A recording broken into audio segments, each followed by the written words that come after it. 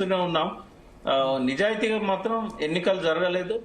ఈసారి ఇంకా కొంచెం శరత్ గారు అన్నట్టుగా ఇంకా చాలా దారుణంగా రూల్స్ ను వైలేట్ చేసి ఈ ఎలక్షన్ జరిగిందని అనుకుంటున్నాం. కానీ ఇంకా ఆశ ఉంది, ఎంతో కొంత మార్జిన్ తోని. ఎందుకంటే ప్రజల ఆగ్రహాన్ని మనం చూస్తాం. ముస్లింస్ లలో కూడా వన్ సైడ్ లేదు కాబట్టి బీఆర్ఎస్ అంత దారుణంగా వన్ సైడ్ ఎందుకు లేదు? అక్కడ ఎంఐఎం డైరెక్ట్ గా కార్పొరేటర్లు ఎమ్మెల్యేలు రంగంలోకి దిగి మరి ఓట్లు వేశారు. షేక్పేట, రేమత్ నగర్ ఆ డివిజన్స్ లో. అంటే ఇప్పుడు మజ్లిస్ చెప్పినంత మాత్రాన ముస్లింస్ అంతా మజ్లిస్ చెప్పుడు కాదు, మజ్లిస్ చెప్పలేదు, ఓటేయమని చెప్పలేదు. మజ్లిస్ పోయి అక్కడ ఓటేశారు. బూత్ షేక్పేటలో కార్వాన్ ఎమ్మెల్యే బూత్ లోకి వెళ్ళి ఓటేశారు. చెప్పడం కాదు మజ్లిస్ అంటే. నేను ఇంతకుముందు మాట చెప్తున్నా, మళ్ళా రిపీట్ చేస్తున్నా మన వ్యూవర్స్ కోసం. పాముకి పాలు పోసి పెంచితే ఏం జరుగుతుందో మజ్లిస్ ఇవాళ చూపించింది బీఆర్ఎస్ కు. మీరు తెలంగాణ ప్రత్యేక రాష్ట్రాన్ని వ్యతిరేకించిన మజ్లిస్ ను తీసుకొచ్చి మా మిత్రపక్షం అని చెప్పుకుంటే, కేసీఆర్ చేసిన బ్లండర్ మిస్టేక్ లో అదొకటంట. ఆయన అక్కడ ఓల్డ్ సిటీలో పార్టీ నిర్మించవచ్చు. ఎందుకంటే ముస్లింస్ అవుట్ రైట్ గా బీఆర్ఎస్ రెండు దానిలో కూడా కేసీఆర్ ని ఇష్టపడ్డప్పుడు మజ్లిస్ ను ఢీకునే సత్తా ఎంబీటీ తర్వాత అవకాశం వచ్చిన తర్వాత ఓవైసీ మా మిత్రుడు అని అక్బరుద్దీన్ ఓవైసీని, అసదుద్దీన్ ఓవైసీని వెంటేసుకుంటే ఇప్పుడు అధికారంలోకి రాగానే తీసి తన్నేరు వాళ్ళు. ఇవాళ పాల్పోస్ట్ పెంచింది కాసిం రజ్వీ నుంచి అదే నడుస్తుంది. కేసీఆర్ కాదు, రేవంత్ రెడ్డి కాదు. రెండోది ఏంటంటే కేసీఆర్ ను కూడా ఇప్పుడు కేసీఆర్ ను బీజేపీ అదే కాసిం రజ్వీ అనే అంటది. కేసీఆర్ అంటే కాసిం రజ్వీ అనే వాళ్ళు అంటారు. అదే ఆ కాసిం రజ్వీ పెంచాడు. ఇక్కడ బీజేపీ భాషలో వాళ్ళు చెప్పాలంటే వాళ్ళు చేశారు. ఇప్పుడు వాళ్ళు లాగి తన్నారు. నార్మల్ గా చేయడం కాదు. వాళ్ళు మీరు అన్నారు కదా ఓటేమని చెప్పడం కాదు, ఓటు వాళ్ళే వచ్చి వేశారు. భరత్ గారు ఇప్పుడు స్ట్రాటజికల్ మిస్టేక్ కాదు మజ్లిస్ ఇవాళ షేక్పేట్ లో ఏజెంటే లేరు బీఆర్ఎస్ కి. ఒక నిమిషం చెప్పనేయండి. బూత్ నెంబర్ చెప్తా. బూత్ నెంబర్ 68, 69, 70లో బీఆర్ఎస్ కి ఏజెంట్ లేరు. ఏజెంట్ లోపల ఉన్నా చప్పుడేక కూర్చోమంటే కూర్చున్నారు. పార్టీ నిర్మాణం జరగలే. సరే ఉండొచ్చు. ఇప్పుడు శరత్ గారు చెప్పారు ఆ విషయాలు, మళ్ళీ నేను ఎందుకు రిపీట్ చేయాలి?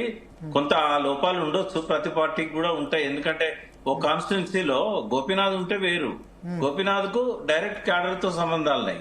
ఇప్పుడు గోపీనాథ్ చనిపోయిన తర్వాత ఆ లోటు మనకు కనబడతా ఉంది. ఎక్కడైనా కూడా భరత్ గారు ఏ రాజకీయ పార్టీలోనైనా సెకండరీ లీడర్షిప్ అనేది డెవలప్ కానియరు. ఇప్పుడున్న రాజకీయాలలో అదొక ప్రత్యేకత. ఎందుకంటే ఏ కాన్స్టిట్యున్సీలో అయినా మళ్ళీ వీడు ఎక్కడ నాకు పోటీకి వస్తాడో అని చెప్పి సెకండరీ గ్రేడ్ క్యాడర్ అనేది ఉండదు. ఇక ఆ కింద వార్డులలో మాత్రమే పరిమితంగా నాయకత్వం ఉంటది. ఇవన్నీ జరుగుతూ ఉన్నాయి. ముస్లింస్ పట్ల రాజకీయ పార్టీలకు ఉండే, అంటే అధికారంలోకి వచ్చిన కాంగ్రెస్ కానీ అంతకుముందున్న బీఆర్ఎస్ కానీ తెలంగాణలో 119 స్థానాలలో ఒక 40 స్థానాలను, నేను చెప్పేది అదర్ దెన్ హైదరాబాదే, ప్రభావితం చేయగలిగే పరిస్థితి మజ్లిస్ కు ఉంది, ముస్లింస్ కు ఉన్నది. ఆడ మజ్లిస్ నాయకత్వం 40 స్థానాలు. హైదరాబాద్ వదిలేస్తే మిగతా స్థానాలు ఏంది? హైదరాబాద్ జిల్లా వదిలేస్తే 40 ఏంది? కరీంనగర్, నిజామాబాద్, ఆదిలాబాద్, మహబూబ్ నగర్ లేదండి. రంగారెడ్డిలో కూడా హైదరాబాద్ హైదరాబాద్ సిటీ కాకుండా కనీసం 40 స్థానాలను ప్రభావితం చేయగలిగే సంఖ్యలో ముస్లింస్ ఉన్నారు. సరే ఎవరిని దాన్నినా కూడా రాజకీయాలలో ఎట్లుంటది అంటే, అధికారంలోకి వచ్చినాక మజ్లిస్ కు అధికార పార్టీ కావాలి, అధికారంలో ఉన్న వాళ్లకు ముస్లింస్ కావాలి. కాబట్టి ఇచ్చిపుచ్చుకునే సంబంధాలు ఉంటాయి. వాళ్ళు ముస్లింస్ మా ఎంఐఎం సొత్త వాళ్ళకు మాత్రమే అది చేస్తే ఏం చేశారు? ఓల్డ్ సిటీలో ఏం చేశారు? ఎంత డెవలప్మెంట్ జరిగింది? వాళ్ళు ఇప్పుడే రియలైజ్ అవుతున్నారు. రాడికలైజేషన్ జరిగిందా, డెవలప్మెంట్ జరిగిందా? నిన్ననే రాజనగర్ నుంచి ATS Gujarat anti terrorist squad పట్టుకుపోయినారు. డాక్టర్ చదువుకొని విషయం తయారు చేసి మొత్తం మందికి చేయాలనుకున్నాడు. ఎంఐఎం అది చేస్తే రాడికలైజేషన్ జరిగిందా లేకపోతే డెవలప్మెంట్ జరిగిందా ఆలోచించుకోవాలి. ముస్లింస్ మరి ఎందుకంటే కేసీఆర్ కూడా అంతగా అభిమానించిన వ్యక్తిని ఎందుకు తయారు చేసుకోలేదు? పోనీ కాంగ్రెస్ రాజశేఖర్ రెడ్డిని అంత అభిమానించిన వాళ్ళు కాంగ్రెస్ కూడా అట్లే చేసింది కదా. ఒక్క మొనగాడు కిరణ్ కుమార్ రెడ్డి అక్బరుద్దీన్ ఓవైసీని 15 నిమిషాల్లో ఖతం చేస్తానంటే తీసి లోపలేశాడు. పాప ఆయనకు 2 సంవత్సరాలు వచ్చింది. ఇంకొంత టర్మ్ ఉంటే కిరణ్ కుమార్ రెడ్డి అది కానీ మిగతా వాళ్ళే చేయలేదు. ఇప్పుడు అందుకనే ఏమంటారు, ఎంఐఎం వదిలేసి షేక్పేట్ లో మిగతా చోట్ల డెవలప్ చేయకపోవడం వల్ల ఇది కూడా ఏం శాస్త్రం కాదు. వాళ్ళు కూడా కాంగ్రెస్ తో ఉంటారని కాదు, రేపు ఇంకో కొత్త పార్టీ వస్తే కనుక వాళ్ళ వైపు పోతారు, ఎవరు అధికారులు ఉంటే వాళ్ళ వైపు పోతారు. భరత్ గారు మీరు గమనించాల్సింది ఏంటంటే రాజకీయాలలో అవసరాలు ఉంటాయి తప్ప ఏముంటాయండి, ఓన్లీ అవసరాలే ఉంటాయి. అవసరాలకు తగ్గట్టుగానే వాళ్ళు బిహేవ్ చేస్తుంటారు.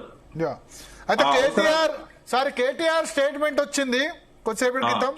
పార్టీ శ్రేణులకి జూబ్లీహిల్స్ ఓటర్లకి ధన్యవాదాలు తెలిపిన భారత రాష్ట్ర సమితి వర్కింగ్ ప్రెసిడెంట్ కేటీఆర్ గత నెల రోజులుగా జూబ్లీహిల్స్ ఉప ఎన్నికల్లో బీఆర్ఎస్ అభ్యర్థి మాగంటి సునీత గోపీనాథ్ గెలుపు కోసం శక్తి వంచన లేకుండా పనిచేసిన పార్టీ నేతలు కార్యకర్తలకి పేరు పేరున కృతజ్ఞతలు. అధికార పార్టీ ఎన్ని దౌర్జన్యాలకు పాల్పడినా భయభ్రాంతులకు గురి చేసినా బయటకు వచ్చి ఓటేసిన ప్రతి ఒక్కరికి ధన్యవాదాలు. సో కేటీఆర్ స్టేట్మెంట్ మరోసారి రిపీట్ చేస్తాను. పార్టీ కార్యకర్తలకు కృతజ్ఞతలు తెలిపారు. అధికార పార్టీ దౌర్జన్యాలకు పాల్పడినా భయభ్రాంతులకు గురి చేసినా బయటకు వచ్చి ఓటేసిన ప్రతి ఒక్కరికి ధన్యవాదాలంటూ కేటీఆర్ ప్రకటన చేశారు. అంతే తప్ప తాము గెలుస్తాము ఓడిపోతాము ఇవన్నీ కూడా ఏమీ చెప్పలేదు. సో విప్రకాష్ గారు, నాకు ఇవాళ ఉదయం నుంచి కూడా నాకేం కనిపించిందంటే ఎప్పుడు కూడా ఎంఐఎంతో బీఆర్ఎస్ ఫైట్ చేయదు, కాంగ్రెస్ ఫైట్ చేయదు. ఎప్పుడు కూడా అక్కడ ఓల్డ్ సిటీలో వాళ్ళతో గొడవ పెట్టుకునేది బీజేపీ. ఇవాళ బీజేపీ సైలెంట్ అయింది. కొంత నాకు బీఆర్ఎస్ఏ ఫైట్ చేస్తున్నట్టు కనిపించింది. ఎందుకంటే fight between Congress and BRS జరిగింది కాబట్టి రంగంలో బీఆర్ఎస్ యాక్టివ్ ఉండాల్సి వస్తుంది. ఇవాళ గెలుపోవటంలను నిర్ణయించే స్థాయిలో ముస్లింస్ ఉన్నారు కాబట్టి పర్టికులర్ గా ఆ ప్యాకెట్స్ లలో ఎదుర్కోక తప్పదు అరాచకాలను, దౌర్జన్యాలను. ఇవాళ నిజంగానే రౌడీ షీటర్ అన్నందుకు ఈ కొట్లాటలకు దిగారు ఇద్దరు తండ్రి కొడుకులు, కాంగ్రెస్ క్యాండిడేట్ ఆయన ఫాదర్. ఎక్కడ దిగాడు తండ్రి? చూసాం కానీ కొడుకు నవీన్ యాదవ్ దిగలేదే. సునీత మీదకి చెప్పులేపినట్టుగా వీడియోస్ వచ్చినాయి, వైరల్ అవుతున్నాయి. అవునా? చూడలేదు, మాకుంటే పంపించండి. చాలా వీడియోస్ ఉన్నాయి. ఇటువంటి నవీన్ యాదవ్ పట్ల ఓటర్లో పాజిటివిటీ కనిపించింది. మీరు Naveen Yadav negative rowdy sheeter అని ప్రచారం చేశారు కానీ ఓటర్లకు నవీన్ యాదవ్ మీద ఎక్కువ, మాగంటి సునీత కంటే నవీన్ యాదవ్ మీద సింపతి ఎక్కువ కనిపించింది. అంటే ఆయన మీద ఏమి మూడు సార్లు ఆయన మీద రౌడీ షీట్ లేదు. 3 సార్లు. రెండవది గత 3 సార్లు కూడా ఎన్నికలలో ఆయన గెలవడానికి ప్రయత్నం చేస్తూ వచ్చాడు కాబట్టి వాళ్ళు కొన్ని పనులు చేశారు. శ్రీమంతాలు చేయడం కావచ్చు, పెళ్లిళ్ళు చేయడం కావచ్చు, అక్కడ ఆ ఏరియాలో ఎవరికి ఏ కష్టాలు వచ్చినా కూడా వాళ్ళకు ఆదుకోవడం కావచ్చు, తర్వాత అక్కడ వాళ్ళ భూములను ఎవరైనా ప్లాట్లను కబ్జా చేసినా కూడా వాళ్ళకు ప్రొటెక్షన్ ఇవ్వడం కావచ్చు. ఇదంతా కూడా వాళ్ళకి కొంత క్రెడిబిలిటీ ఉంది కదా. ఎప్పుడో రౌడీ షీట్ అనేది చంద్రబాబు పీరియడ్ లో పెట్టింది అది. ఇవాళ రౌడీ షీట్ పనులు ఏం చేయట్లేదు వాళ్ళు. నేను ఎప్పుడు కూడా వాళ్ళని రౌడీ షీటర్లుగా ఇప్పుడు గుర్తించాల్సిన అవసరం లేదని చెప్పుకుంటూ వచ్చాను. ఎందుకంటే సరే పార్టీల ఎలక్షన్లలో నిందలు వేస్తుంటాయి. ఒకవేళ ఆయనే కనుక కాంగ్రెస్ క్యాండిడేట్ అయితే ఇవాళ బీఆర్ఎస్ క్యాండిడేట్ అయి ఉంటే ఇప్పుడు అనేవాళ్ళంతా అనేవాళ్ళు కాదు కదా. కాంగ్రెస్ వాళ్ళ గలం ఎత్తుకునే వాళ్ళు రౌడీ షీటర్స్ అని. అంటే ఈ సమయానుకూలంగా కొంత అవకాశవాదము పాలిటిక్స్ లో ఓపెన్ గానే మనకు కనబడుతుంది. ఎవరిని కాపాడుకోవాలి, ఎవరిని విమర్శించాలి, ఇవన్నీ కూడా ఈసారి చాలా శృతి మించి మాట్లాడడం జరిగింది అందరూ కూడా ఎలక్షన్స్ లలో. సరే ఏది ఏమైనా ఎలక్షన్స్ లలో ఇట్లాంటివి చాలా సహజంగానే జరుగుతున్నాయి కానీ ఈసారి కొంచెం ఎక్కువ కనబడ్డది మనకు. ఈ రిగ్గింగ్ కావచ్చు, సిటీలో వాళ్ళని తీసుకొచ్చి ఫంక్షన్ హాళ్లలో పెట్టి వాళ్ళకు బుర్కాలు తొడిగి దొంగ ఓట్లు వేయించడం కావచ్చు, ఇట్లాంటివన్నీ కూడా కళ్ళ ముందు కనబడతా ఉన్నాయి. ఒక్కొక్క ఎన్నిక మనకు ఒక రికార్డును అధిగమించే విధంగా కనబడతా ఉంది. ఎట్లా రూల్స్ ను వైలేట్ చేసి శరత్ గారు ఇందాక స్పష్టంగా చెప్పినట్టుగా ప్రతి ఎన్నికలో కూడా ఒక అడుగు ఎక్కువనే ఇంకా రూల్స్ ను వైలేట్ చేయడం జరుగుతుంది. ఎలక్షన్ కమిషన్ పాత్ర మాత్రం నామమాత్రం అవుతున్నది. వాళ్ళు యాక్టివ్ గా లేరు. మనం ఎప్పుడో స్టేషన్ కాలంలో ఇట్లా జరిగింది అని చెప్పుకునే పరిస్థితి ఉంది తప్ప అప్పటి నుంచి ఇప్పటి వరకు కూడా ఎన్ని కంప్లైంట్లు ఇచ్చినా కూడా అది చెవిటోన్ ముందు శంఖ ముందునట్టే. ప్రత్యేకంగా బీఆర్ఎస్ అయితే ఎవరైనా